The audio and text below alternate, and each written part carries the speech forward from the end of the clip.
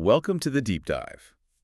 Today we are immersing ourselves in the work of Nicholas Sparks, specifically his 21st novel, Every Breath. Right. And this isn't just, a quick plot summary. Our mission is really to unpack the structural choices, the characters who are kind of at their breaking point, Yeah.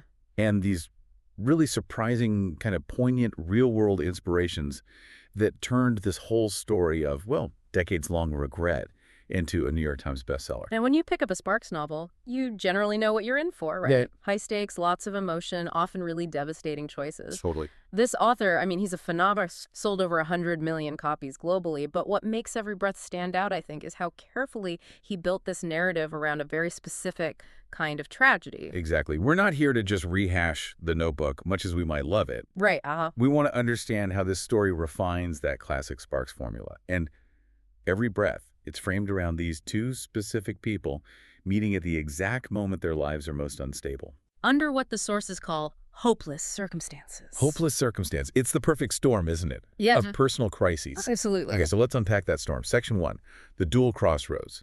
We've got Hope Anderson. She's 36, an ER nurse in North Carolina. Her life seems stable on the surface, but it's deeply stagnant. Stagnation is definitely the word for Hope. She's been with Josh, the orthopedic surgeon, for 6 years. 6 years. Yeah, and they're just stuck. No wedding plans, no real forward motion.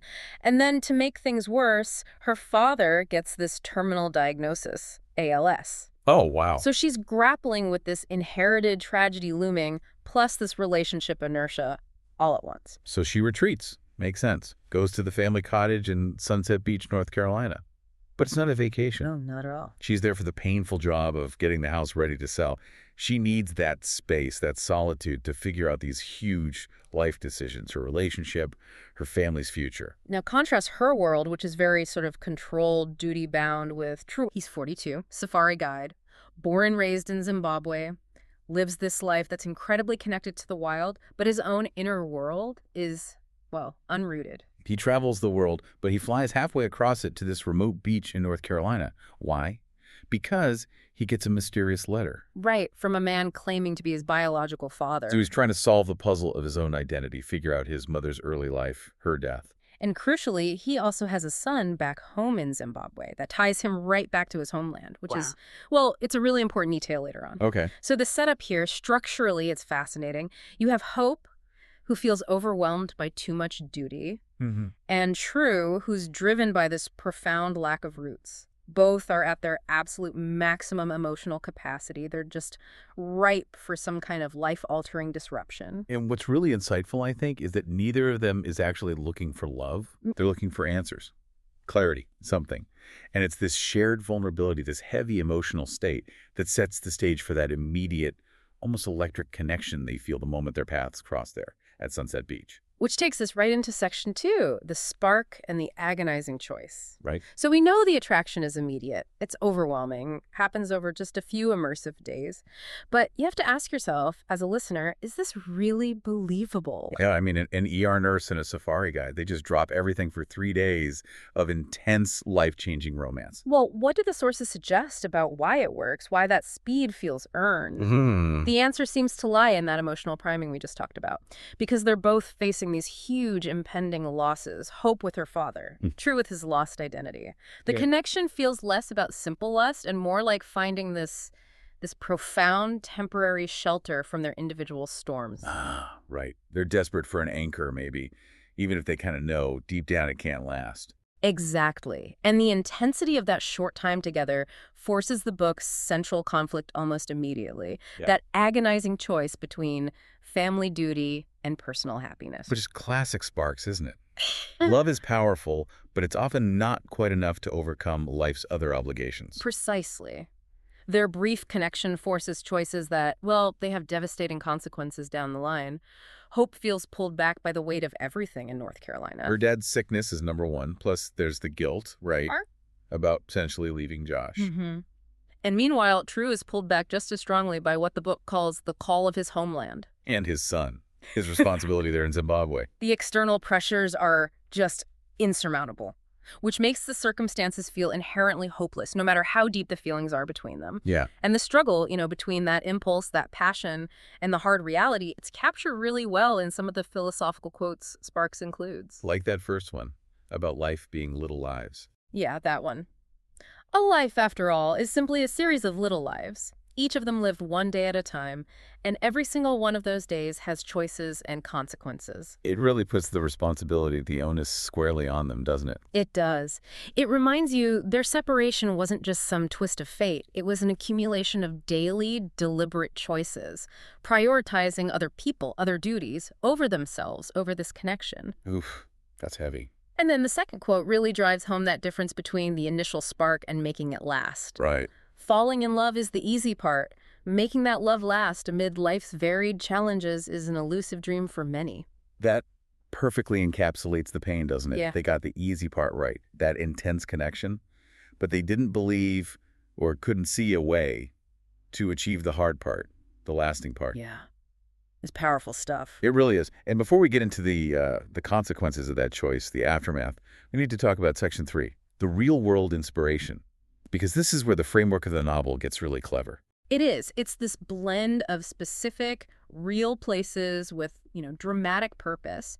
There are two main influences here. Okay. The first is this really fascinating landmark in North Carolina, the Kindred Spirit mailbox. This is such a great detail. It's a real thing, an actual isolated mailbox on this secluded bit of coast in Sunset Beach. It is. And Sparks was apparently just captivated by the romantic, almost mythical idea of it. This lonely mailbox where people leave anonymous journals. Wow. Yeah, filled with their private thoughts, their fears, their hopes, love, loss, all of it. It's like this physical holding place for fleeting emotions. And the sources say this real mailbox becomes a huge symbol in the story. Absolutely. It represents unfulfilled wishes and dreams. It's this static object that holds all these dynamic, unspoken emotions. It ends up linking their past to their future in a really poignant way. It's insightful, isn't it? How this fixed point, the mailbox, provides an anchor for a story that jumps continents and decades. Yeah, it's a symbol of the connection that could have been but wasn't. Okay, so that's one inspiration. What about the second? That explains True's side of things. Right. So Sparks had recently traveled in Africa, and he was deeply moved by the landscapes, the wildlife, the people's warmth. He specifically wanted to include a character from Zimbabwe, but the structural problem he had to solve was, how do you realistically connect the stable, duty-bound world of hope in North Carolina with the dynamic, wild world of True in Zimbabwe? And he summed up that challenge himself, didn't he? Something like that. Yeah, he said, I just had to figure out how to get him to North Carolina. Right. So that letter, the one from the supposed biological father, that's the plot device. That solves the geography puzzle. Exactly. But it's the contrast between those two worlds, the familiar suburban life versus the exotic, untamed life, that makes the choice they face so much more stark, so much harder. Yeah, if True is just from, like, the next town over. The choice would still be hard, but different. Simpler, maybe. But because his life in Zimbabwe is so fundamentally different from Hope's life in North Carolina, their separation feels almost like this inevitable clash of destinies. Different paths entirely. Which brings us crashing into Section 4, decades of regret and the bittersweet legacy. As we kind of expected, duty wins out over desire. They separate. Hope goes back, prioritizes her dad, deals with the Josh situation, driven by guilt obligation. Yeah. And True, completely heartbroken, returns to his life, his son, in Zimbabwe. And this is where the novel gets structurally bold, I think. It's not just a sad breakup story that ends there. No way. The story demands this brutal time jump. Years pass. Decades, actually. 2 decades. 20 years. Yeah. 20 years of silence, living these parallel lives. And the sources point out that the emotional weight completely shifts during this time. It does. The theme moves away from that immediate painful choice and settles into something deeper. Silent yearnings, this wistful notion of destiny. The main feeling becomes heartfelt regrets. And that 20-year gap, it serves a really crucial function narratively. It elevates their brief passion into something more profound, into this durable, life-defining regret. It makes you, the listener, question everything. Did they make the right choice? Did the dutiful choice actually lead to a happier life in the long run? And the story takes its most poignant turn when True finally discovers something incredible. Yeah, that letter. A letter Hope left for him all those years ago. In the kindred spirit mailbox, that symbolic place. Wow. So he goes back, he returns to North Carolina. He does. But the reunion, after all that time, all those years of, internal torment, it's described as profoundly bittersweet and frail. Why frail? The sadness is just immense because the circumstances fundamentally are still hopeless, but now in a far more tragic way. Oh, so? Because Hope has now been diagnosed with ALS herself. Oh, no. Tragically mirroring the disease that took her father all those years before. Oh, that's devastating. It's a really complex structural move. That recurrence of ALS, it does a couple of things. First, it almost confirms that the initial hopeless circumstances that tore them apart were maybe fated, like a kind of tragic destiny they couldn't escape. And second, it strips Hope of the need to choose anymore between duty and happiness, between Josh and True. Her physical reality makes any possibility of a new life with True tragically impossible, obsolete. So all that's left is? Just the purity of their enduring love, their connection, standing against this final, devastating challenge. So what does this all mean for the story's legacy? How did people react? The critics were clearly moved by this whole architecture of regret. They were. USA Today pointed out the book's unpredictability, which is interesting for Sparks sometimes, and they really praised the depth of True's character, how much he developed over those decades. Right. And importantly, the Daily Mail review zeroed in on that internal conflict. They were captivated by the tussle between Hope's head and heart. They really got that the core conflict wasn't some external obstacle, not really. It was this purely internal struggle that stretched across 20 years. So for you, the listener, what this deep dive reveals is a novel that's really examining love's resilience, yes, but against these overwhelming life pressures. It plays with fate versus choice. And it really dwells on the lasting footprint of regret. Yeah. It asks that gut-wrenching question, how long can a dream actually survive if you actively choose to ignore it, to put it aside? And that reflection on acceptance, on loss, it brings us to that final, quite beautiful quote from the source material.